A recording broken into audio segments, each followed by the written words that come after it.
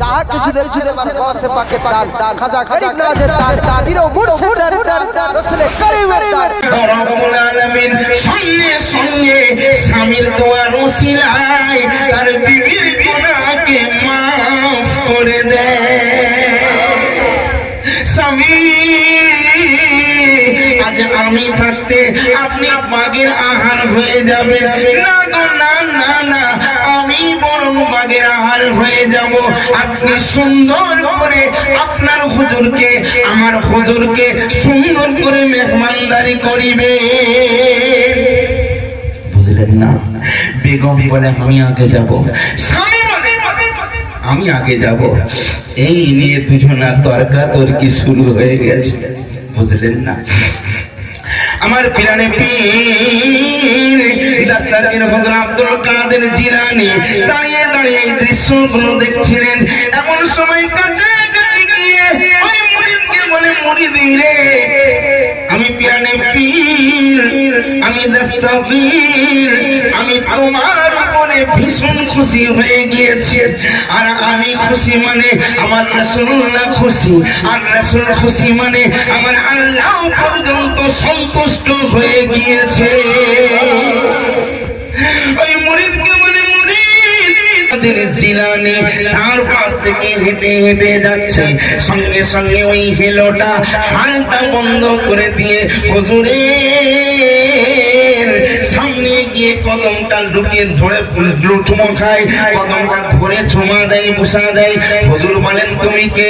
হুজুর বলেন হুজুর। আপনি আমায় চিনতে কি পাচ্ছেন না? আমি আপনার আদনা গোলাম, আমি গোলাম আপনার আদনা মরি। কি ব্যাপার বাবা? বলে হুজুর আমার কত বড় তাকদীর, কারণ আমি গরিব মানুষ, আমার এমন আওকাত নেই, এমন টাকা পয়সা নেই যে নিজের পীর ও মুর্শিদকে দাওয়াত করে বাড়িতে এনে খাস করে মেহমানদারি করব। এমন আমার আওকাতে কোনোদিন আসেনি। কিন্তু আজকে কত বড় আমার তাকদীর, আমার বাড়ির সামনে দিয়ে আমার পীর ও মুর্শিদ হেঁটে হেঁটে যায়। হুজুর যখন বাড়ির সামনে দিয়ে যাচ্ছেন, হুজুর দয়া করে এই গরিবের বাড়িতে একবার কদমের ধুলোটা দিয়ে যান। খুব অন্যায় বিনয় করে বলছে, দেখুন জানে ত্রিভণ্ডে তা আছে এইটুকুর মধ্যে। বাপরে, এইটুকু এই মধু পৃথিবীর জমিনের কোথাও পাওয়া যাবে না, যে মধুটা আল্লাহ এই দুটোর মধ্যে আপনার দিয়েছে। হ্যাঁ, এই মধুতে সবকিছু জয় করা যায়। আমি যদি কাউকে বলি দাদা একটু শোনেন, শুনবে না? শুনবে না? এর নাম মধু গো। এই মধু দিতে গেলে পয়সা লাগে না, এই মধুটাই যথেষ্ট। এখন যদি আমি এই নতুন কোনো গ্রামে গিয়ে কোনো ছেলেকে ডেকে বলি, বাবু একবার শোনো বাপ। কি ব্যাপার? ছেলেটাকে জিজ্ঞেস করছি তোমার নাম কি? বলছে আমার নাম জামিরুল। কি সুন্দর নাম। বাপ তোমাকে একটা কথা বলবো? বলুন। আমি অনেক দূর থেকে এসেছি, একটু নামাজ পড়বো, পানি পাচ্ছি না, বাবা একটু পানির ব্যবস্থা করে দেবে বাপ। এই যে মধু দিয়ে বললাম, সে যাবে না? যাবে না। সে আমার জন্য যেখান থেকে কোনো খুঁজে আনবে পানি। আর আমি যদি মধু ছাড়া এইরকম বলি, ছেলেটা আমার কাছে এলো, সে বলে চিনি তো, আমি মৌলানা সাহেব। ও যা, আমি নামাজ পড়ে একটু পানি আন। সে বলবে এই বাচ্চা বাপের চাকর। সে পালাবে না? পালাবে, পালিয়ে যাবে, কারণ তাকে ওই মধুটা দেওয়া হয় না। এই মধুতে সবকিছু জয় করা যায়। আপনি কারোর বাড়িতে গেলেন, আপনাকে বিরিয়ানি পোলাও দিল, কিন্তু মনটা অন্যদিকে করে, আপনার ওই বিরিয়ানি হজম হবে? হবে না। কিন্তু কারো বাড়িতে গেলেন, গরিব মানুষ, কিছু নেই, এক গ্লাস পানি বড় মহব্বতের সঙ্গে এনেছে, আপনার জানটা ঠান্ডা হয়ে যাবে। ভাই আমার আর কিছু প্রয়োজন নেই, এই এক গ্লাস পানিটা আমার কাছে জান্নাতি মেওয়া হয়েছে, মনে হবে না? হবে না? হবে না। হবে। সেই মুরিদটা বলছে, হুজুর আমার কত বড় তাকদীর, আপনি আমার বাড়িতে একটু কদম দিন হুজুর। খুব নয় বিনয় করে বলছে। হুজুর গওস পাক বলছে, বাবা আমায় জবরদস্তি করো না। তুমি কেন, আমার হাজার হাজার মুরিদ সবাই কেটে পড়েছে, কারণ আমরা দুজন মানুষ আছি। আমার তো বিরিয়ানি পোলাও খাওয়ানো যায়, কিন্তু আমার সঙ্গে মানুষ খেকো বাঘ আছে। ওই ভক্ত মুরিদ হুজুর গওস পাককে বলছেন, হুজুর ওই বাঘের কথা চিন্তা করবেন না, চিন্তা করবেন না হুজুর। দয়াল এই গরিবকে হ্যাঁ বলে জীবনটা ধন্য করে দিন। হুজুর বাঘের বাহানা দেবেন না হুজুর, আল্লাহ চাইলে সব ব্যবস্থা হয়ে যাবে, একটু আমার বাড়িতে চলুন। হুজুর নানা করছে কি দিয়ে শুনবে না, নিয়ে গেলেন হুজুরকে নিয়ে গেলেন। আগে মানুষকে আনলে একটা দলিত থাকতো না, সেই গরিব মানুষের একটা দলিত ছিল, তার প্রিয় মুর্শিদকে সুন্দর করে বসতে জায়গা দিয়েছেন, বাঘকে বসিয়েছেন পাশের একটা গুলি, ওই লোকটা গুলি, ওই লোকটার পরপর তিনটে ছেলে, বড় ছেলেকে ডাকলেন, মেজো ছেলেকে ডাকলেন, ছোট ছেলেকে ডেকে বলছে বাপ আমাদের কত বড় খুশ কিসমত, আজকে পিরানে পীর দস্তগীর হুজুর আব্দুল কাদের জিলানী আমাদের বাড়িতে কদম রেখেছেন। ছেলেগুলো বলছে আব্বা নিশ্চয়ই আল্লাহ পাকের দরবারে তোমার দোয়া কবুল হয়ে গেছে, তুমি যে প্রত্যেকদিন তাহাজ্জুদের নামাজ পড়ে আল্লাহর কাছে জানাতে, আল্লাহ কবুল করে নিয়েছে। আব্বা কি করতে হবে? বাপ বলছে, কেমন বাপ আর কেমন ছেলে দেখেন, বলছে বাপ হুজুরের সঙ্গে জঙ্গলের জঙ্গলি বাঘ আছে, ও তো মানুষ খায়। ছেলেগুলো বলছে আব্বা কোনো টেনশন নেই, আমরা থাকতে আপনি কোনো টেনশন করবেন না, আপনি হুজুরের মেহমানদারির ব্যবস্থা করুন।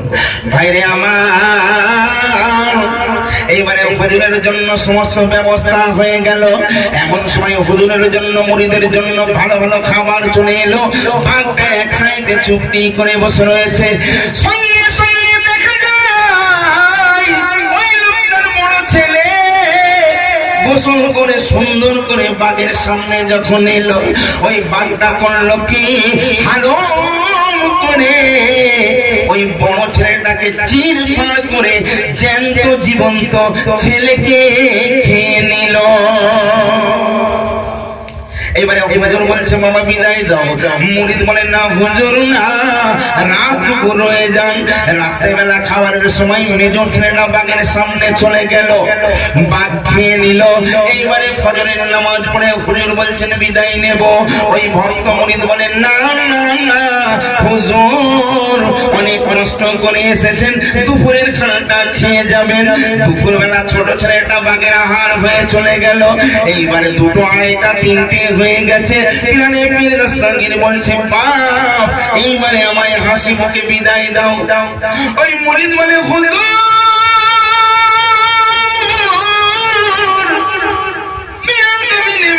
হুজুর আপনি এত হেঁটে হেঁটে এসেছেন, একটু সেবা করার সুযোগ দিন। রাত করে যান হুজুর, সকালবেলা ঠান্ডায় ঠান্ডায় আপনি হেঁটে যাবেন। আপনার সঙ্গে ওয়াদা করলাম আর কিন্তু থাকার জন্য জবরদস্তি করব না। হুজুর বলছে বাবা তোমার তো তিনটে ছেলেকেই বাঘে খেয়ে নিয়েছে, আমাকে যত রাখবে তত সমস্যা বাড়বে।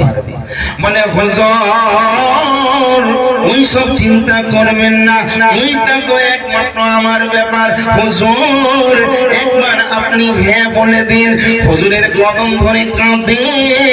হুজুর বলে ঠিক আছে বাপ, তোমার শেষ এই কথা আমি রাখলাম, এরপরে কিন্তু আমি রাখবো না। ঠিক আছে হুজুর তাই হয়। এইবারে দেখুন ওই লোকটা বাড়ির মধ্যে প্রবেশ করেছে। বেগমকে ডেকে বলছে বেগম রে শোনো বেগম, আমি জানি না হয়তো অজান্তে আমার কোনো অজান্তে তোমায় যদি কোনোদিন কষ্ট দিয়ে থাকি, আমি জেনে শুনে হয়তো কোনোদিন কষ্ট দিই না, এটা আমার মনে হয়। বেগম স্বামীকে জড়িয়ে ধরে বলছে সোনার স্বামী গো, জিন্দেগিতে আপনি আমাকে তুই বলেননি এবং কোনোদিন একটা আঘাত দেননি। আমার সোনার স্বামী এমন করে কেন বলছেন? বলছে বিবি তোমার থেকে যদি কিছু চাই, বলে চাওয়ার ব্যাপার নেই, আপনি শুধু হুকুম করুন। আপনার কানে আপনার বেগম হাজির রয়েছে। স্বামী বলছে বেগম রে আমার তিনটে ছেলেই তো বাঘে খেয়ে নিয়েছে, এখন তুমি এক কাজ করো, আমি সুন্দর করে রান্না বান্নার ব্যবস্থা করে দিয়ে যাচ্ছি, মানে সমস্ত মালপত্র এনেছি, তুমি সুন্দর করে রান্না বান্না করে আমার হুজুরকে খাওয়ান দাওয়ান করাবে, আর এখন আমি বাঘের আহার হয়ে চলে যাব। যখনই বেগমকে স্বামী বলে বেগম রে তুমি সুন্দর করে আমার হুজুরের মেহমানদারি করো, আমি বরং বাঘের আহার হয়ে চলে যাব। ওই বেগম চোখের পানি ছেড়ে দিয়ে কেঁদে কেঁদে স্বামীর পা দুটো জড়িয়ে ধরে বলে, স্বামী গো, এমন কথা আপনি বলতে পারলেন? আপনি কি জানেন না পৃথিবীর জমিনে ওই নারী বড় ভাগ্যবান যে নারী তার স্বামী দুনিয়ার জমিনে থাকতে থাকতে তার স্বামীর জিন্দেগি অবস্থায় তার স্বামীর কোলে বিদায় নিয়ে পরজগতে চলে যেতে পারে। ওই নারী বড় ভাগ্যবান যে নারী মারা যাবার পর তার স্বামী তার স্ত্রীর জানাজায় গিয়ে ওপর দিকে হাত দুটো তুলে এক ফোঁটা চোখের পানি ঝরিয়ে যদি বলে, আল্লাহ আমার বিবির গুনাহকে মাফ করে দিন, আল্লাহ পাক রব্বুল আলামিন সঙ্গে সঙ্গে স্বামীর দোয়ার ওসিলায় তার বিবির গুনাহকে মাফ করে দেয়। স্বামী, আজ আমি থাকতে আপনি বাঘের আহার হয়ে যাবেন না গো, না না না, আমি বরং বাঘের আহার হয়ে যাব। আপনি সুন্দর করে আপনার হুজুরকে, আমার হুজুরকে সুন্দর করে মেহমানদারি করিবেন। বুঝলেন না? বেগম বলে, আমি আগে যাব। স্বামী বলে, আমি আগে যাব। এই নিয়ে দুজনা তর্কাতর্কি শুরু হয়ে গেছে। বুঝলেন না? আমার পিরানে পীর দাস্তারগীর হযরত আব্দুল কাদের জিলানী দাঁড়িয়ে দাঁড়িয়ে এই দৃশ্যগুলো দেখছিলেন। এমন সময় কাছাকাছি গিয়ে ওই মুরিদকে বলে, মুরিদি রে, আমি পিরানে পীর, আমি দাস্তারগীর, আমি তোমার উপরে ভীষণ খুশি হয়ে গিয়েছি। আর আমি খুশি মানে আমার রাসূলুল্লাহ খুশি, আর রাসূল খুশি মানে আমার আল্লাহ পর্যন্ত সন্তুষ্ট হয়ে গিয়েছে। ওই মুরিদকে বলে, মুরিদ একটুখানি তুমি দাঁড়াও। জঙ্গলের জঙ্গলি বাঘকে ডাকা হলো, জঙ্গলের জঙ্গলি বাঘ সামনে এলো। এইবারে পিরানে পীর দাস্তারগীর ওই জঙ্গলের জঙ্গলি বাঘকে ইশারা করে বলে, এই জঙ্গলের জঙ্গলি বাঘ, আমি পিরানে পীর দাস্তারগীর হযরত আব্দুল কাদের জিলানী তোমায় হুকুম দিই, তুমি যেমন তিনটে মানুষ খেয়েছো, ওই তিনটে মানুষকে এখনই আমাকে জিন্দা অবস্থায় ফিরিয়ে দাও। আল্লাহর দয়ায়, আল্লাহর করুণায়, আল্লাহর হুকুমে ওই জঙ্গলের বাঘ হিঁচকি তুললো। বাবা, একটা দুটো তিনটে, ওই তিনটে ছেলে আবার জ্যান্ত অবস্থায় ফিরে এলো। এই ঘটনাটা কেন বললাম জানেন? আমি প্রথমে বলেছি কম লোক বলে, আমি কিন্তু কাউকে ছোট মনে করি না। হযরত গাউস পাক মুরিদকে বলছে, কি বুঝলে বাবা? তুমি আমায় বলেছিলে হুজুর আপনার জলসা শোনার জন্য হাজার হাজার লোক আসবে। আমি বললাম বেশি লোকের আমার প্রয়োজন নেই, দু তিনজনেই ঠিক আছে। তোমার মনটা খারাপ হয়ে গিয়েছিল, তার প্রমাণ কি তুমি পেলে না? আমার হাজার হাজার মুরিদ ছিল, কিন্তু সাচ্চা মুরিদ কেউ ছিল না। সাচ্চা মুরিদ একমাত্র আশিক, সাচ্চা আশিক এই গরিব হেলোটাই ছিল। হ্যাঁ, বুঝলে না? তো এক দুনিয়া নয়, আমার অনেক প্রয়োজন নেই। আমার আল্লাহ পাক, আল্লাহ বললেন আমার নাম আহাদ। আমি এমন বন্ধু করেছি যার নাম আমি রেখেছি আহমদ। যারা বলুন না সুবহানাল্লাহ। এক আল্লাহ আর এক নবী, কি মহব্বত! তো ভাইরে আমার, কেউ ছোট নয়। আল্লাহ পাক কার মধ্যে কি রেখেছে কেউ বুঝতে পারে না। আপনি কি জানেন কখন কার দোয়া কিভাবে কবুল হবে? কেউ বলতে পারে না। কার দোয়া কোন মুহূর্তে কবুল হয়ে যাবে কেউ বলতে পারে না। আজকে আপনি ভিখারি আছেন, কালকে আমির হয়ে যাবেন। আবার এটাও হতে পারে আজকে আপনি আমির আছেন, কালকে আপনি ভিখারি থেকেও ভিখারি হয়ে যাবেন। যাবেন না? যাবেন না। সবকিছুর মালিক কে? আল্লাহ। যাক, একবার মহব্বতের সঙ্গে দরুদের নজরানা পড়েন, আল্লাহুম্মা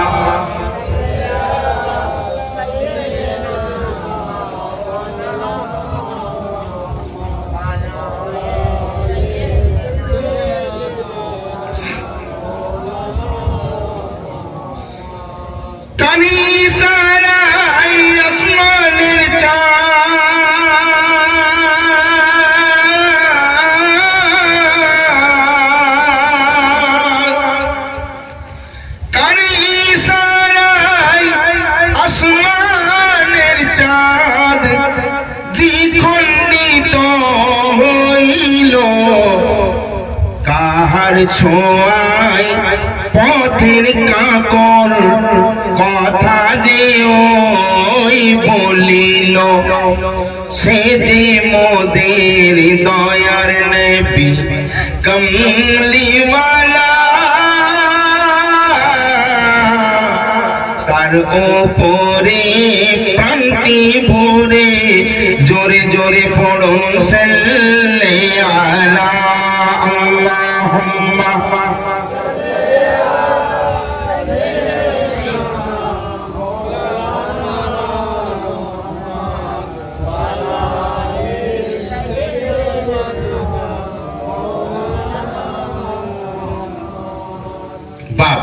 আমি একটু আগে বললাম না যে আমাদের মালিকের সঙ্গে আমাদের সম্পর্ক নেই।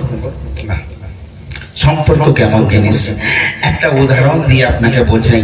ধরুন আমার ছেলেকে যদি কেউ মারে, আপনার ছেলেকে যদি কেউ মারে, আপনার কাছে যদি খবর আসে যে আপনার ছেলেকে কে মেরে ফেললো, আপনি আর এখানে বসবেন? দ্রুত গতিতে ছুটে যাবেন। কেন না, সেটা আপনার রক্ত, আপনার সন্তান, তাই আপনি ছুটে যাচ্ছেন। আচ্ছা, যদি আপনি এখানে বসে আছেন, কেউ যদি এসে বলে সেখানে একটা ছেলে কোথা পাঁচকোড়ার দিকে বাড়ি, সালা মুরগি চুরি করেছে না কি করেছে, তাকে খুব মারতেছে, আপনি যাবেন? কার ছেলেকে মারছে না মারছে বাধ্য হতো। তো মালিক যে আপনার বিপদে আপদে হার হালতে আপনাকে সহযোগিতা করবে, মালিক আপনাকে চেনে তো? কিরকম চেনে? চেনে না। বাপরে আমার, একটা কথা বলি, একটা লোক, তার নাম ছিল জামাল। এই জামালের বাড়ি হলো রাস্তার ধারে একটা খাল আছে, খালের পাড়েতে তার ঘর। লোকটা রঙের কাজ করে, কলকাতায় কাজ করে, রোজ সকালবেলা যায়, সন্ধ্যেবেলা ফিরে। হঠাৎ একদিন দেখতে পেল তার বাড়ির সামনে একটা কুকুর বসে আছে। জামালকে দেখে সে লেজ রাখতে শুরু করেছে আর পাশাপাশি চলতে শুরু করেছে। জামাল বলছে ছি ছি ছি, কুকুরটা কিন্তু যাচ্ছে না। জামাল একটা লাঠি নিয়ে এলো, কুকুরটাকে মারলো। কুকুরটা দাঁড়িয়ে দাঁড়িয়ে মার খেলো, কুকুরটা কিন্তু সেইখান থেকে চলে গেল না। জামাল ঘরে গেল, খাবার খেয়ে ঘুমিয়ে পড়লো। প্রতিদিনের নে কাজে চলে গেল। পরদিন আবার কাজ থেকে যখন সন্ধ্যাবেলা ফিরছে, দেখছে সেই কুকুরটা আবার রাস্তার সামনে দাঁড়িয়ে রয়েছে। জামাল বলছে শালা কালকে অত মারলাম, আবার এসছিস, আবার লাঠিতে ধুমধারাক্কা মার। কুত্তাটা বিন্দাস মার খাচ্ছে, কিন্তু জামাল তাকে ধুমধারাক্কা মারধর করে বাড়িতে গিয়ে খাওয়া দাওয়া করে ঘুমিয়ে পড়লো। আবার সকালবেলা কাজে চলে গেছে। 3 দিন পর যখন অনেক টাকা পয়সা হয়েছে, টাকা পয়সা নিয়ে অনেক বাজার হাট করেছে, মুরগি মাছ সব কিনে বাড়িতে ফিরেছে। বাড়িতে সুন্দর আয়োজন হয়েছে, রান্না বান্না হয়েছে, জামালের জন্য খাবার দেওয়া হয়েছে, কিন্তু জামাল খেতে পাচ্ছে না। জামালের অনেক ভাত ছোট হয়ে গেছে। জামাল চিন্তা করছে, আমি কদিন ধরে দেখছি একটা কুকুর আমার সাথ ছাড়ছে না, আমার জন্য রোজ রাস্তার ধারে দাঁড়িয়ে থাকে। এই কুকুরটা গেল তো কোথায় গেল? সেই মুহূর্তে জামালের মনে হয়েছে কুকুরের কথা। বাইরে বার হয়ে খুঁজছে, কোথাও কুকুরকে দেখতে পাই না। লাইট মেরে মেরে বলছে লালু লালু। লালুর কোনো সারা শব্দ নেই। খুঁজে খুঁজে খুঁজে খুঁজে দেখছে একটা খড়ের গাদা, তার পাশে চুপটি করে ওই লালু কালো কুত্তাটা বসে রয়েছে। এমন সময় জামাল কাছে লাইট নিয়ে গিয়ে বলছে, তোর খুব রাগ হয়েছে না? তোকে আমি 2 দিন খুব লাঠি দিয়ে পিটিয়েছি, এই জন্য তোর কি রাগ হয়েছে? রাগ করিসনি, চল লালু, আজকে তোর জন্য আমি খাবার রেখে দিয়েছি, চল চল। লালু খাচ্ছে না, লালু শুধু ভ্যাল ভ্যাল করে জামালের মুখের দিকে তাকিয়ে আছে। এই যে মুখের দিকে জামালের তাকিয়ে রয়েছে, জামাল এত কথা বলছে, ওই লালুটা খালি লেজ নাড়ছে। জামাল বলছে তোর ভয় নেই, আয় আয় আয়। কানটা ধরে ধরে নিয়ে এলো, হিড় করে কুকুরের নিয়ে এলো। কুকুরটা কিচ্ছু বলছে না, উচ্চ বাচ্চ কিচ্ছু করছে না। কুকুরটাকে রেখে জামাল করলো কি, ওই ছোট খাবারটা নিয়ে সামনে দিয়ে বলছে খা কুকুর খা, লালু খা খা। লালু খাচ্ছে না, জামালের দিকে তাকিয়ে আছে। জামালের দয়া হলো। জামাল বলছে তোর কষ্ট পাওয়ার কোনো দরকার নেই, কথা দিচ্ছি আর কোনদিন তোকে মারবো না, তুই খা। কুকুরটা একবার লুকমা গালে নেয়, আবার জামালের মুখের দিকে তাকায়, আবার একবার লুকমা নেয়, জামালের মুখের দিকে তাকায়। জামালের কলজেটা যেন কেড়ে নিচ্ছে। জামাল ভ্যাল ভ্যাল করে তাকিয়ে আছে, তোকে কত মেরেছি আর কোনদিন মারবো না, তুই খা। সেই দিনে কুকুরটা খেয়ে নিল। জামাল আবার সকালবেলা কাজে চলে গেল, কিন্তু খুঁজছে, লালু লালু। লালু দূরে ছিল, ছিটেছে একদম লালু। ছুটে ছুটে ছুটে ছুটে জামালের কাছে এসে গেল। জামাল বলছে, এসছিস লালু, চল। জামাল হাত মুখ ধুয়ে নিল, লালুকে সঙ্গে করে নিয়ে এলো। এইবারে বউ যখন খাবার দিল, একটু নিজে খাই, একটু লালুকে দেয়, একটু নিজে খাই, একটু লালুকে দেয়। এইরকম খেতে খেতে খেতে খেতে 1 মাস 1.5 মাস যখন হলো, এখন জামালের এমন অবস্থা হয়ে গেছে, জামালকে না পেলে ও ঘরেই ঢুকবে না। আগে কাজ থেকে এসে শুধু লালুকে খোঁজে, লালু আমার কোথায় গেল। বাইরে আমার একটুকু বুঝুন, একটা প্রাণী অবলা জন্তুর সঙ্গে যদি দুদিন প্রেম করাতে এইরকম মহব্বত হয়ে যায়, আপনি মানুষ হয়ে যদি তাকে না ছেড়ে খাওয়া দাওয়া করতে না পারেন, আল্লাহ বলছেন লাকাদ খালাকনাল ইনসানা ফি আহসানি তাকবীম, আমি মানুষকে সর্বশ্রেষ্ঠ সুন্দর থেকে সুন্দরতম করে পৃথিবীর জমিনে সৃষ্টি করেছি একমাত্র আমার ইবাদত বন্দেগী আরাধনা উপাসনা করার জন্য। আর আল্লাহ বলছে আমি মানুষকে শ্রেষ্ঠ থেকে শ্রেষ্ঠতম করে। তাই না বাপ? আজকে বলুন, পাহাড় আল্লাহর প্রশংসা করে, করে না করে না? সাগর আল্লাহর প্রশংসা করে, করে না করে না? এই দুনিয়া গাছপালা আল্লাহর বিনা হুকুমে গাছের একটা পাতা নড়ে না। আল্লাহ বলছে সবাই আমার প্রশংসা করে, কিন্তু আমি খুশি নই। কেন বলুন তো, কেন বলুন তো? এখন আপনি যে একটা বাড়ির কর্তা, আপনাকে যদি গ্রামের লোক চোর বলে, আপনি অত কষ্ট পাবেন না। আপনাকে অন্য লোক না চেনা অচেনা লোক যদি দুটো চোর মেরে দেয়, আপনার কষ্ট হবে না। কিন্তু আজকে আপনি খেটে খেটে কষ্ট করে আপনার ছোট ছোট সন্তানদের লেখাপড়া শিখিয়ে বড় করেছেন, তাদের গাড়ি করেছেন, বাড়ি করেছেন, মেয়ে ছেলে মেয়ের সব বিয়ে দিয়ে দিয়েছেন। এখন যদি সেই ছেলে মেয়েরা আপনাকে বলে তুমি আমাদের জন্য কি করেছো, বউ যদি বলে আমার জন্য কি করেছো, বলুন আপনার কষ্ট হবে না? হবে না? পর মানুষে কষ্ট দিলে অত কষ্ট মনে হয় না, কিন্তু নিজের মানুষ যদি আপনাকে ছোট্ট একটা কষ্ট দেয়, অনেক মা বাপরা এসে আমাকে কাঁদে, জানো বাবা আমার ছেলে আমাকে মা বলে ডাকেনি। আমি বলি ডাকিনি তো কি হয়েছে? বলে বাবা আমার বাচ্চাকে আমি কত ভালোবাসতাম, যে ছেলে আমাকে ছাড়া চলতো না, আজকে কদিন জুম্মা বিয়ে হয়েছে। আজকে একটা ছেলেকে মানুষ করতে গেলে 30 বছর সময় লাগে, 20 বছর কমসে কম। তাকে মানুষের মতো মানুষ করতে গেলে, ছেলের মতো করতে গেলে 20 বছর সময় লাগে। আর কোথা হতে একটা মেয়ে 20 দিন পরেই ওই ছেলেকে কুত্তা বানিয়ে দেয়, দেয় না দেয় না? এই অবস্থা। মা বাবা টুকরে টুকরে কাঁদে, বাবা একবার যদি আমাকে মা বলে ডাকতো, আমার কলিজাটা ঠান্ডা হয়ে যেত। এই জন্য কবি এক জায়গায় বলছেন, আর পর মানুষে কষ্ট দিলে, পর মানুষে কষ্ট দিলে কষ্ট মনে হয় না, আপন মানুষ কষ্ট দিলে মেনে নেওয়া যায় না, আপন মানুষ কষ্ট দিলে মেনে নেওয়া যায় না। সেইটা বড় আঘাত লাগে, লাগে না লাগে না? আহা ভাইরে আমার, একটা কথা বলি, শামসে তাবরিজ বিরাট বড় আল্লাহর ওলি মনসুরে হাল্লাজ, আপনি নাম শুনেছেন। এই মনসুরে হাল্লাজ যখন বলেছিল আনাল হক, দুনিয়াদারির মানুষরা চিন্তা করলো মনসুরে হাল্লাজ শরিয়তের বরখলাপি কথা বলেছে, তাই কাজীর হুকুম যে ওকে দেখতে পাবে পাথর ছুঁড়ে, ঢিল ছুঁড়ে, ইট পাথর ছুঁড়ে ছুঁড়ে মারবে। বাদশার হুকুম, কাজীর হুকুম, তাই করা হলো। মনসুরে হাল্লাজ যখন রাস্তা দিয়ে হেঁটে যায়, সবাই পাথর ছুঁড়ে ছুঁড়ে মারে, ইট ছুঁড়ে ছুঁড়ে মারে, আর ওই মনসুরের গায়ে লাগে, ফুল হয়ে ওই মনসুরের গা থেকে ঝরে যায়। লোক পাথর ছুঁড়ে মারছে কিন্তু ফুল হয়ে ঝরে যাচ্ছে। আর এই মনসুরে হাল্লাজের একজন বন্ধু, একজন পীর ভাই, তার নাম হলো হযরতে শিবলি রাহমাতুল্লাহ আলাইহি। উনি দেখলেন ওনার পীর ভাইকে সবাই পাথর ছুঁড়ে ছুঁড়ে মারে। শিবলি জিজ্ঞেস করে মারো কেন? বলে বাদশার হুকুম, কাজীর হুকুম, ওকে যে দেখবে পাথর ছুঁড়ে মারতে হবে, কারণ শরিয়তের বরখলাপি কথা বলেছে। বলছে ঠিক আছে, আমি কি করব, আমি কি দিয়ে মারবো? লোকে ওনাকে পাথর মারে, ফুল হয়ে ঝরে যায়। ওই ফুলটা গুড়িয়ে নিয়ে শিবলি আস্তে করে মনসুরকে ছুঁড়ে মারে, সঙ্গে সঙ্গে মনসুর পড়ে গিয়ে বেহুশ হয়ে যায়। সঙ্গে সঙ্গে শিবলি পানি দিয়ে চোখে মুখে পানি দিয়ে আবার জ্ঞানে আনলো, এনে জিজ্ঞেস করলো পীর ভাইকে, ভাই রে একটা প্রশ্ন করি, বলে করো। বলে লোকে তোমাকে পাথর ছুঁড়ে মারে, ইট ছুঁড়ে মারে, তোমার কোনো কষ্ট হয় না, তুমি আহা ওহু করো না, তোমার ওই ফুল হয়ে ঝরে যায় পাথর দিয়ে, ওই ফুল দিয়ে আমি তোমায় আস্তে করে মারলাম, তুমি বেহুশ হলে কেন?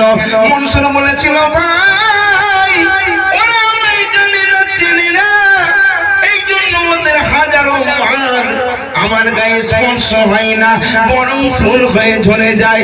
আর ভাইরে তুমি আমার সদর, তুমি আমার নিজের, আমায় জেনে বুঝে ওই ফুল দিয়ে আঘাত করেছো ভাই। আমি কেমন করে বলি, আমার এই জায়গায় এই ভেতরটাই লেগেছে ভাইরে, কেমন করে তোমায় আমি বোঝাবো? বুঝলেন না? এই জন্য নিজের মানুষ যদি ছোট্ট একটা কথা বলে কষ্টটা খুব বেশি মনে হয়, ভাই না ভাই না? সারাদিন আপনি যাই করেন, যেখানে ইচ্ছা যান, যে যাই বলুক অতটা কষ্ট মনে হয় না, কিন্তু নিজের মানুষ যাকে এত আপনি ভালোবাসেন, এত মহব্বত করেন, সে আপনাকে কষ্ট দিল, আপনাকে কষ্ট দিল, এই কষ্টটা আপনি কাকে দেখাবেন, কাকে দেখাবেন?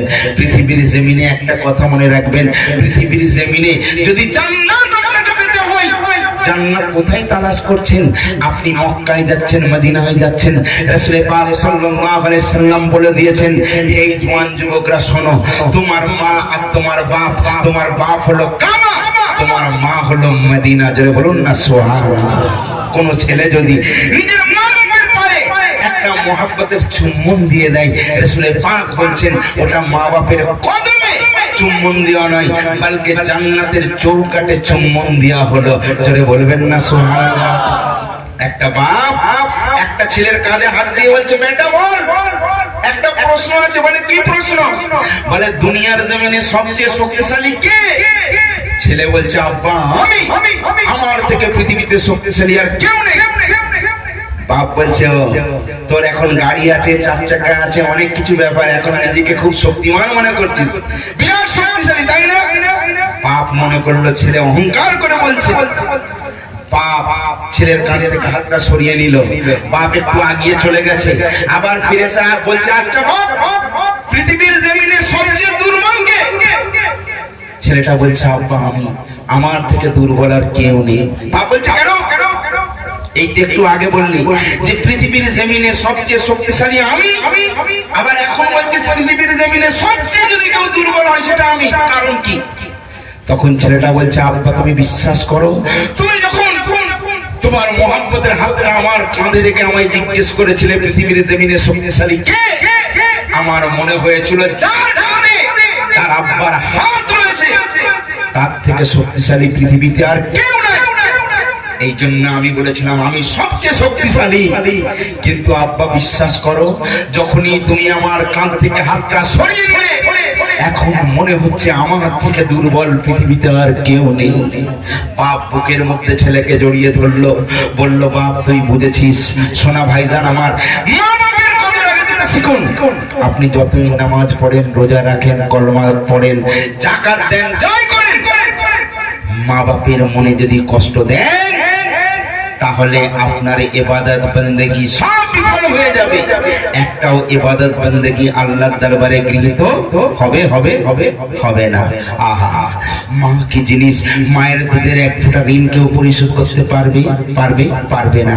এই জন্য একটা জায়গায় আমি বলেছিলাম, ওরে মায়ের মতন মন আপন কোথাও পাবে না,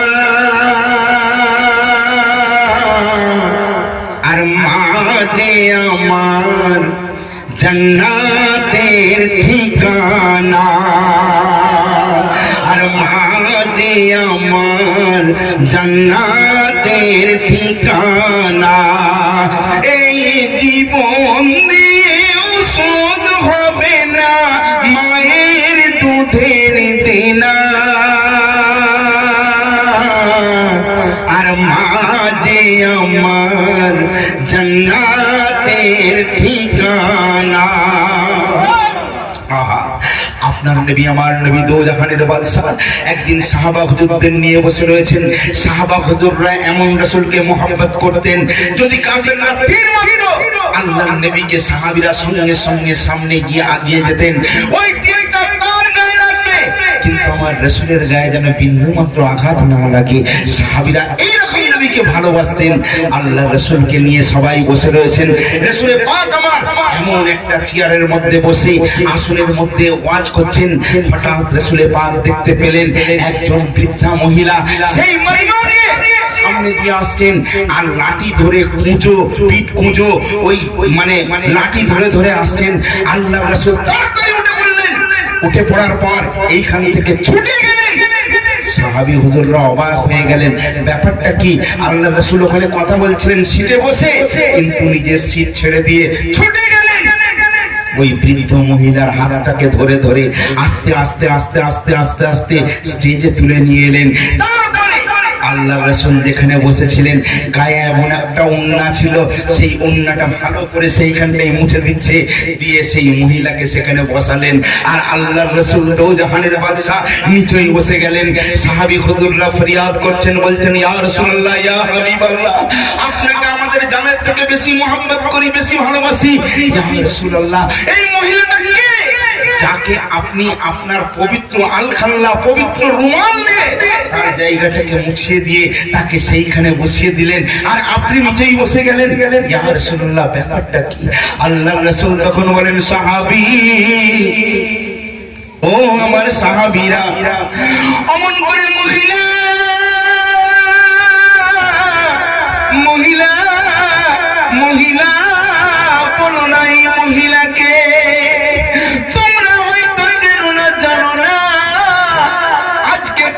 আমি আমার আসনে বসিয়েছি, তোমরা হয়তো জানো না। সবাই বলছে হুজুর ইনি কে? আল্লাহর রাসূল তখন চোখের পানি ছেড়ে দিয়ে বলে, তোমরা হয়তো জানো না, জানো না, ইনি অন্য কেউ নয়, ইনি হলেন আমার দুধমা হালিমা।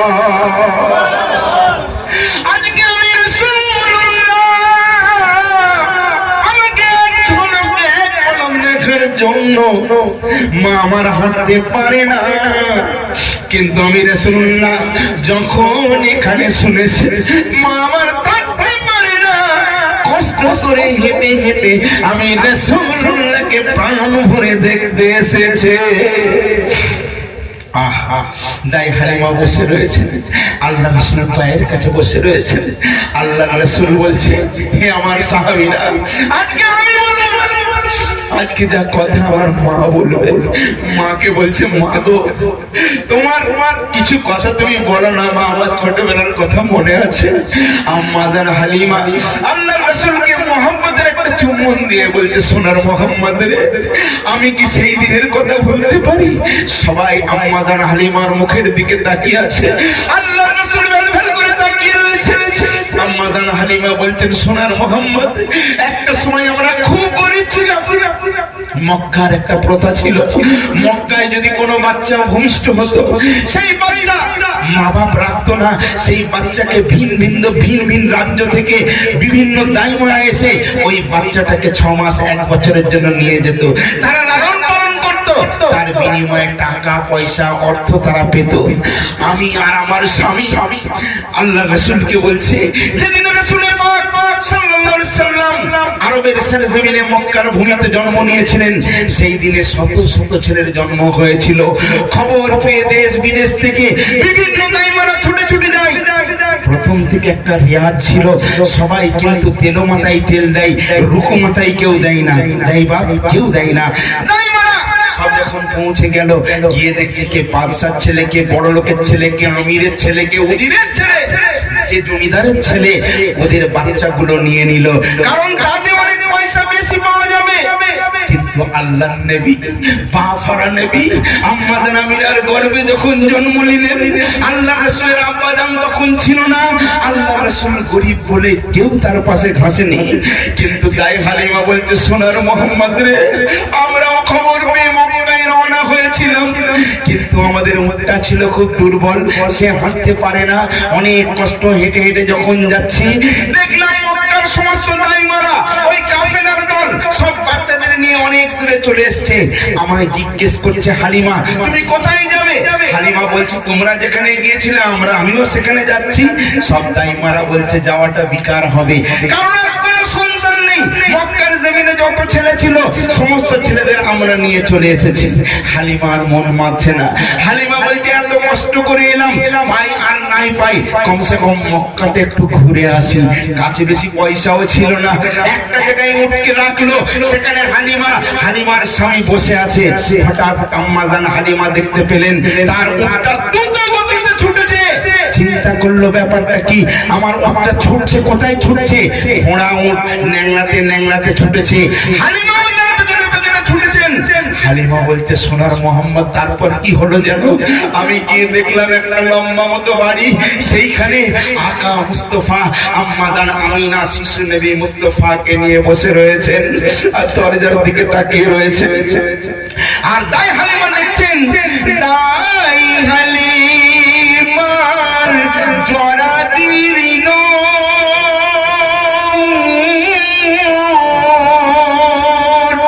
আমিনার দরজায় সেজদা দেয়, আমিনার দরজায় সেজদা দেয়।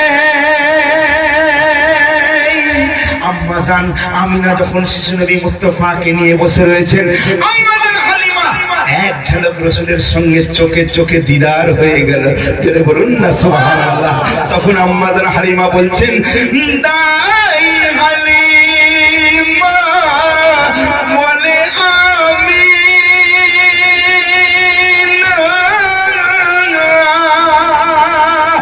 লালকে তোমার কোলে নাও। আমিনা বলছে, তুমি কে? হালিমা বলছে, আমি হালি। তোমাকে বলি, একবার তোমার লালকে আমার কোলে দাও, আমি প্রাণ ভরে একবার চুমতে চাই। আমিনা বলছে, দেখো আমি গরিব বলে আমার লালকে কেউ নিল না। আম্মাজান হালিমা আমিনার চোখের পানি মুছিয়ে দিয়ে বলছে, আমিনা তুমি আর কেঁদো না, তোমার লালকে আমাকে দাও। আমিনা বলছে, আমি তো তোমাকে দেবার মতো তেমন অর্থ নেই, টাকা পয়সা নেই, তুমি কিছুই পাবে না। আম্মাজান হালিমা চোখের পানি ছেড়ে দিয়ে বলে, আমিনা রে, এই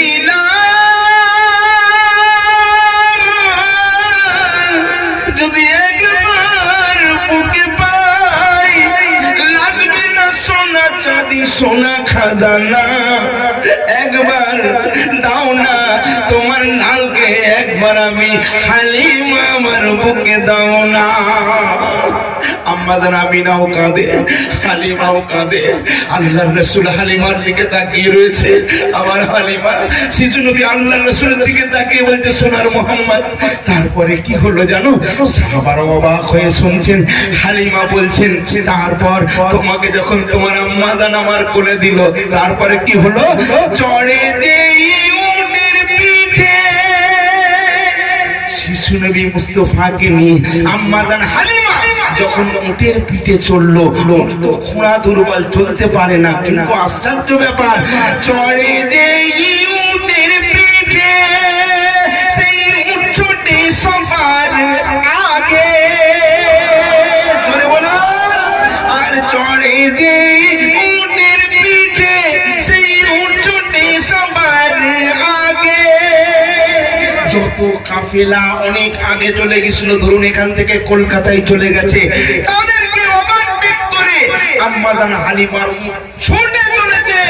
তখন সমস্ত কাফেলার দাইমারা বলছে, সবাই বলে থামো থামো, কি দেখি নিজের চোখে। হালিমা তখন এইরকম পেছন দিকে মুখ করে বলছে, আর হালিমা বসে আছে, আর হালিমা মামুলি নয়, নূরে খোদা বসে আছে, আর সবারই সম্মান তাই করে গো, যারা বলুন না সুবহানাল্লাহ। আর সারি সারি পর পরি এসে ভিড় করে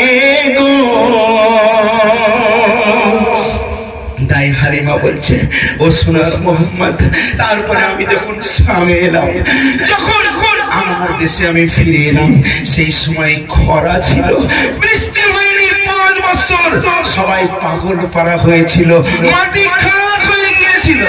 আল্লাহর নবী আম্মা জান হালিমা বলতে লেগেছেন, ও সোনার মোহাম্মদ, যে আমি তোমায় ওটের পিঠ থেকে আমি আমার দেশের মাটিতে পা দিলাম, সঙ্গে সঙ্গে আল্লাহর রহমতের বৃষ্টি নাজিল হয়ে যায়। আহা, সবাই ছুটে এলো। আম্মা জান হালিমা, তুমি যাকে এনেছো সে মামুনি নয়, এ নূরে খোদা। হালিমা বলছে, সেদিন থেকে আমার সংসারে কোনো অভাব ছিল না। আল্লাহ রাসূলকে চুম্বন দিলেন।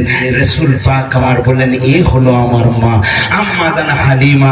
হালিমার কথা বললে রাতের পর রাত শেষ হয়ে যাবে, বলে শেষ করা যাবে না। আমি শুধু বোঝাবার জন্য একটা কথা আপনাদের বলি, মা এমন একটা জিনিস, মা কি জিনিস, রাসূলকে দুধ মা হালিমা যে ভালোবাসা দিয়েছেন, আম্মা জান হালিমা যে ভালোবাসা দিয়েছেন, রাসূলে পাক বলছেন, মাকে আল্লাহ এমন মর্তবা দিয়েছে, মাকে মদিনা করেছে আর বাপকে কাবা করেছে। যারা বলুন না সুবহানাল্লাহ। এই জন্য পৃথিবীর জমিনে বাপ, আপনার আজকে টাকা আছে, পয়সা আছে, গাড়ি আছে, বাড়ি আছে, আপনার বিবি আপনাকে ভালোবাসছে, আপনার ছেলে আপনাকে আব্বা বলে ডাকছে, আপনি সব তাদের আশা আকাঙ্ক্ষা পূরণ করে দিচ্ছেন। কিন্তু একটা কথা মনে রাখবেন, যতক্ষণ দম আছে, গাড়ি আমার, বাড়ি আমার, বিবি আমার, বাচ্চা আমার, দৌলত আমার, সব আপনার, আপনার দমটা ফুরিয়ে গেলে আপনার কানা করি দম নেই। যতক্ষণ না মাঠের কবরে পৌঁছে দেবে, ততক্ষণ খানা পর্যন্ত কেউ খাবে না। এটাই দুনিয়ার মোহাম্মত। আর সবাই আপনাকে ভুলে যাবে, একদিন, দুদিন, 3 দিন পর আর কেউ মনে রাখবে না। বউ যদি সুন্দর যুবতী হয়, সে আবার অন্য ছেলেকে দেখে বিয়ে করে চলে যাবে, যাবে না। আপনার ছেলে, আপনার মেয়ে 2 দিন কাঁদবে, কবরের পাশে কোথায় গিয়ে প্রস্রাব করে দেবে, কবরের পাশে গিয়ে কেউ দেখবে না। কিন্তু মা এমন একটা জিনিস, এমন একটা জিনিস। এই জন্য আমি একটা জায়গায় বলেছি, আর বিবি বাচ্চা কাঁদবে 2 দিন, মোর বিবি বাচ্চা কাঁদবে 2 দিন, আমার মরার পরে মোর বিবি বাচ্চা কাঁদবে 2 দিন, আমার মরার পরে আর মোর মা জননী কাঁদবে ওরে সারা জীবন ধরে।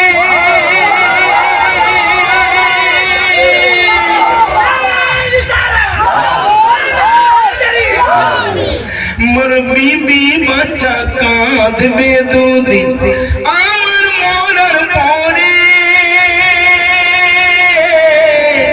মোর মা জননী কাঁদবে ওরে সারা জীবন ধরে। আর সবাই ভুলে যাবে মোরে, সবাই ভুলে যাবে মোরে, জননী ভুলবে না। আর মা যে আমার জান্নাতের ঠিকানা, এই জীবন দিয়ে সুদ হবে না, মায়ের দুধের দেনা। মা যে আমার জান্নাতের ঠিকানা। একটা কথা মনে পড়ে গেল, আমাদের নিজেদের গ্রামের ঘটনা। আপনারা জানেন উলুবেড়িয়া কালীনগর, ওখানে একটা লোক ছিল, তার নামও জামাল ছিল। জামাল, তার মায়ের নাম ছিল নূরজাহান, খুব সুন্দরী মহিলা। উনি ছিলেন কোরআনে হাফেজ।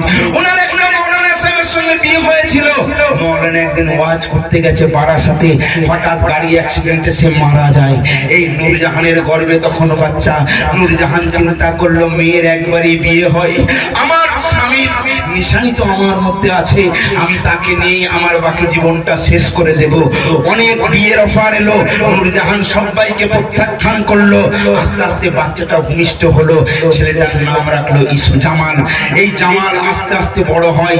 মা চিন্তা করে, মা বাপ বাড়িতে একটু জায়গা পেয়েছিল, সেইখানে একটা ঘর করে থাকে।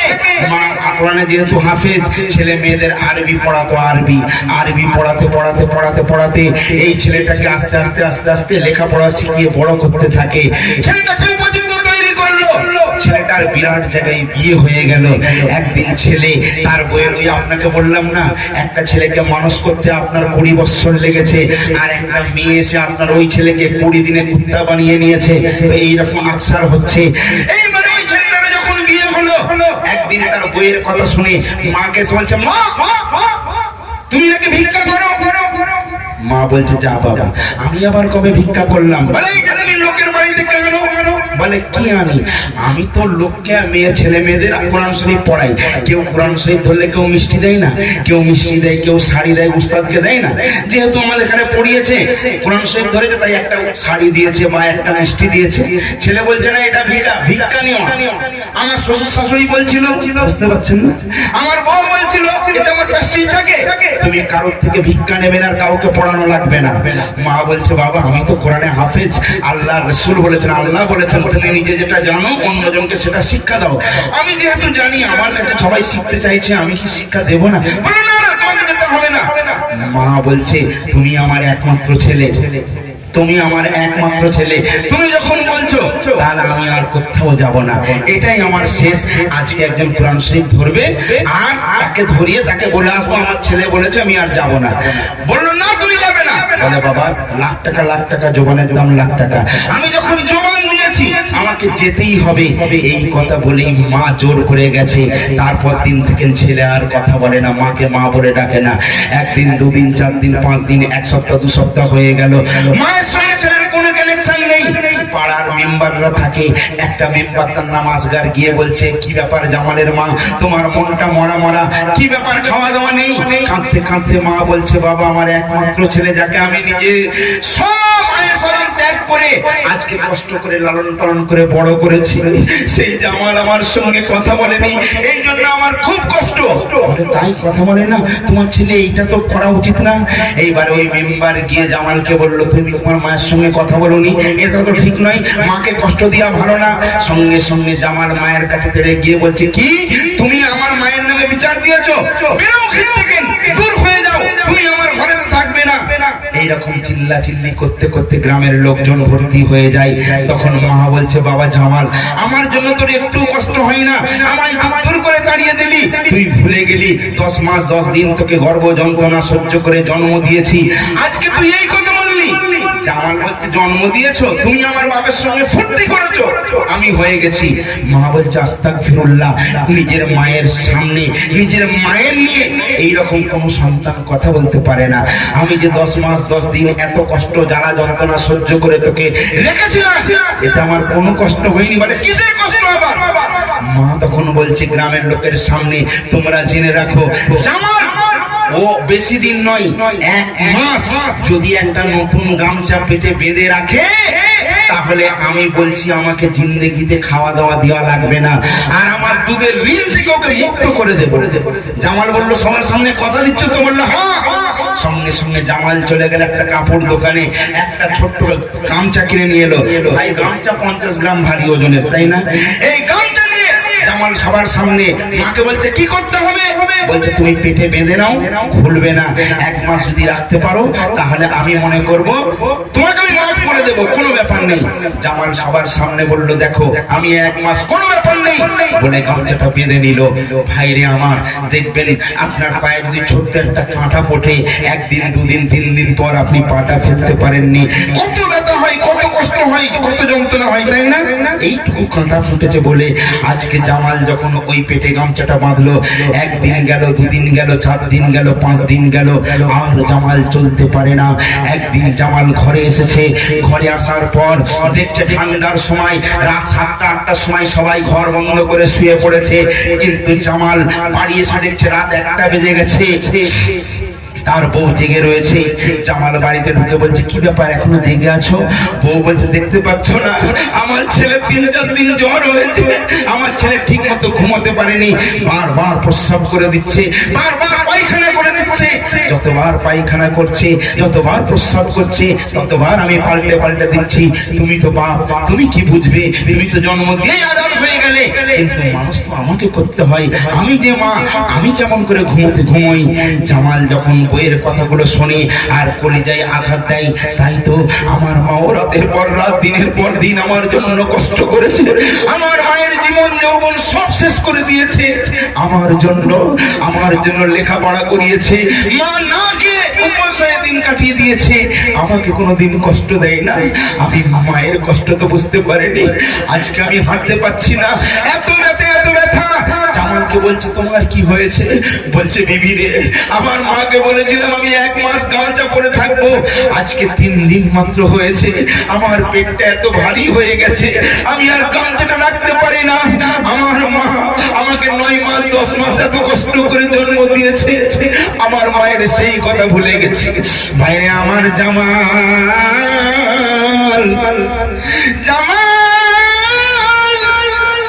রাতে 1টা বাজে, নিশিরা পিঁপড়েও পর্যন্ত ঘুমিয়ে পড়েছে, কেউ জেগে নেই, নিস্তব্ধ। জামালের মনে আকুল ব্যাকুল শুরু হয়ে গেছে, মায়ের কথা মনে হয়। জামাল থাকতে পারে না, ছুটে যায়, মা যে কুড়ে ঘরে থাকে। জামাল গিয়ে বলে, মা,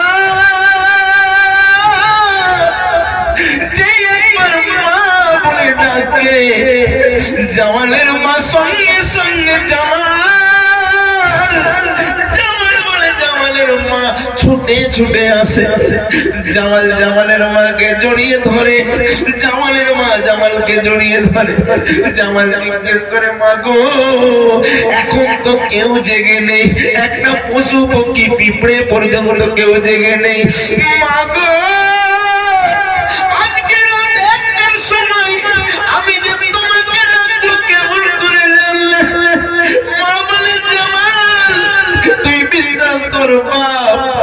আজ প্রায় 1.5 মাস হয়ে গেল আমি তোর মা, আমি চোখ দুটো কোনোভাবে বুঝাতে পারি, আমি না খেয়েছি খাবার, আমি না খেয়েছি পানি, আমি প্রত্যেকটা দিন আমার ঘরের পাশে দাঁড়িয়ে আমি তাকিয়ে থাকি আমার জামাল কখন বাড়ি ফিরে আসবে। জামাল বলে, মা, আজ আমি বুঝতে পেরেছি, মা গো, তোমার 10 মাস 10 দিনের কষ্ট আজকে 3 দিন যাবত এই কাজটা পড়ে রাখার পর এত কষ্ট মা। তাহলে 10 মাস 10 দিন তুমি কতই না কষ্ট আমার জন্য সহ্য করেছো মা। আজ আমি বুঝতে পেরেছি, মা গো, আমায় মাফ করে দাও। মা বলছে, কোন ছেলে মা বাবাকে সন্তানের উপরে বদদুয়া করে না, মা বাবাকে খেতে না দিলে কোন মা বাপ কোন সন্তানকে বদদুয়া করে? বাপ করে না। আল্লাহ আমার সন্তানকে সঠিক বোঝার তৌফিক দিও, এটাই মা বাপ বলে না। যাক ভাইজান, রাত অনেক হয়ে গেছে, এত কষ্ট আপনাদের দিতে চাই না, আল্লাহ চাইলে আবার হবে। এখন রাখো বাবা। দেখুন আজকে আমাদের মা, আমাদের আব্বা, দাদা, দাদি, ভাই যারা চলে গেছে, তারা চায় না খাবার জন্য ভাত, মাখার জন্য তেল, পরার জন্য কাপড়, সবাই দুয়ার ভিখারি, তাই না বাপ? আমরা একটু তার জন্য দোয়া করতে পারবো না? নিশ্চয়ই পারবো, সন্তান হয়ে, তাই না? আসুন একটু আমরা দোয়া করব। তার আগে নবীর মোহাব্বতে একবার দাঁড়িয়ে সালাতু সালামের নজরানা পাঠ করি। ইয়া নবী সালামু আলাইকা,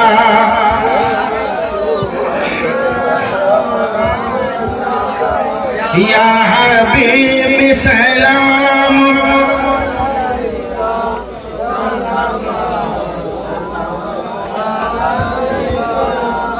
ইয়া রাসূলুল্লাহ ইয়া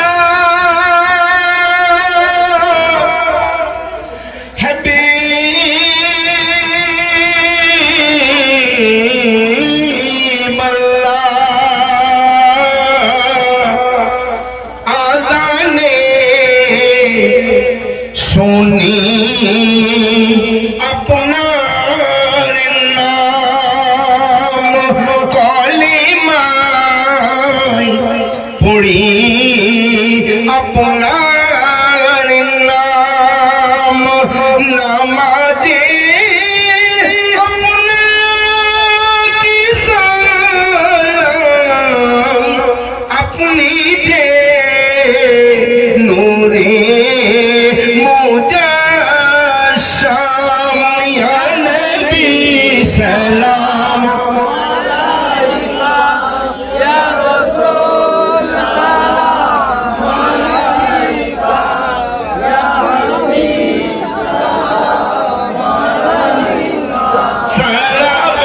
সালাওয়াতুল্লাহ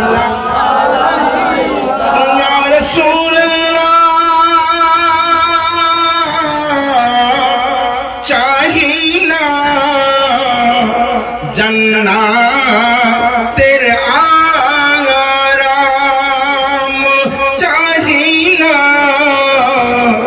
এই দুনিয়ার মান সম্মান চাহি যে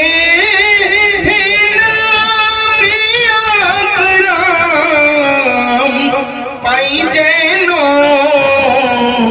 আপনার দুই কদম ইয়া নবী সালাম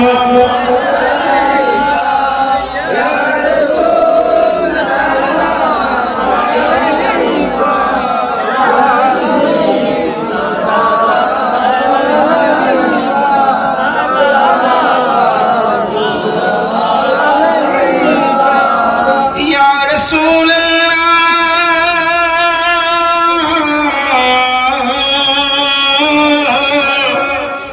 মরণে পাশে থাকিও কলমায়ে তৈয়ব পড়ায়ো কবরে হাজির থাকিও হাসরে পার করে দিও ইয়া নবী সালাম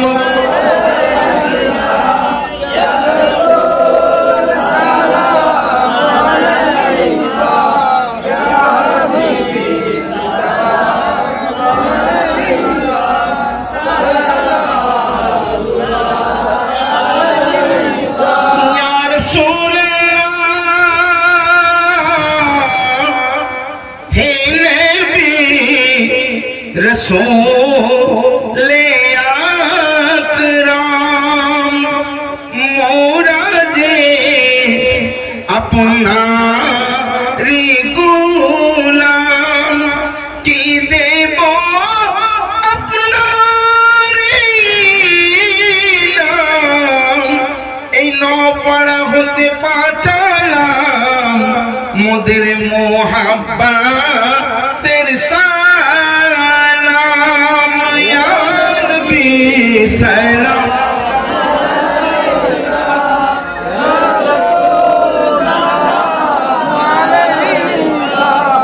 ইয়া হাবিব সালাম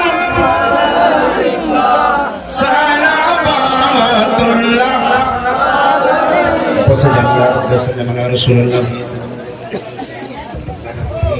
النبي أفنى بلغ العلا بكماله كشف الدجى بجماله حسنت جميع خصاله صلوا عليه وآله বাবা বাবা তাবারকটা একটু পরে বাবা শেষ ভালো যার সব ভালো তার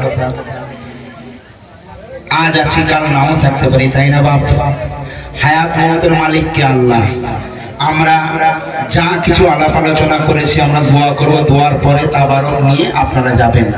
আপনারা একটু কষ্ট করে আমার সঙ্গে সবাই একবার পড়ে নিন, আস্তাগফিরুল্লাহ রাব্বি মিন কুল্লি যামবিন ওয়া তুবু ইলাইহি ওয়ালা হাওলা ওয়ালা কুওয়াতা ইল্লা বিল্লাহিল আলিয়্যিল আযীম।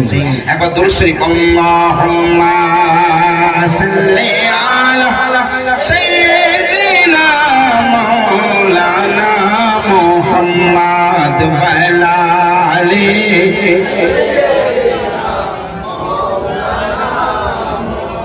বাবা যতদূর আওয়াজ যাচ্ছে, যে যেখানে আছেন আসুন একটুখানি কষ্ট করে শাহী দরবারে, আল্লাহ পাকের দরবারে আমরা একটু হাত তুলি। কারণ আল্লাহ বলেছেন আমি সব পারি, একটা জিনিস পারি না। এটা আপনাদের জানা আছে? আল্লাহ সব পারে, কিন্তু আল্লাহ নিজে বলছেন একটা জিনিস আমি পারি না, সেটা হলো আমি আমার রহমত থেকে কাউকে বঞ্চিত করতে পারি না। যারা বলুন সুবহানাল্লাহ। আসুন আমরা দোয়া করি, আল্লাহুম্মা আমিন। রব্বানা যালামনা আনফুসানা ওয়া ইল্লাম তাগফির লানা ওয়া তারহামনা লানাকুনান্না মিনাল খাসিরিন। রব্বি